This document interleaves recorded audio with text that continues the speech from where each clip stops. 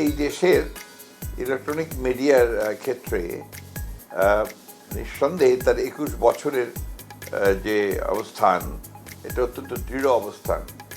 এনটিভির একটা নিজস্ব দর্শক শ্রোতা তৈরি হয়েছে, যেটা আমার কাছে মনে হয় যে বিশেষ করে সংবাদ পরিবেশনের ক্ষেত্রে, এরপরে আপনার ধর্মীয় অনুষ্ঠান কতগুলো তারা প্রচার করেন, এরপরে আছে আপনার সঙ্গীত জগতে, অর্থাৎ আপনার বিনোদনমূলক প্রোগ্রামগুলোতেও এনটিভি যে একটা সামগ্রিক যে একটা পদচারণা, সেই ক্ষেত্রে এনটিভি বাংলাদেশের দর্শকদের মধ্যে একটা অবস্থান তার দৃঢ় করে নিয়েছে। প্রত্যাশাও আমাদের সেইখানে যে এখন যে সংকট চলছে, গণতন্ত্র পুনরুদ্ধারের যে সংকট, জনগণের অধিকারের যে সংকট, সেই অধিকার সংগ্রামে, অধিকার আদায়ের সংগ্রামে এনটিভিও জনগণের সঙ্গে একাত্ম হয়ে তার ভূমিকা ক্ষুণ্ণ রাখবে।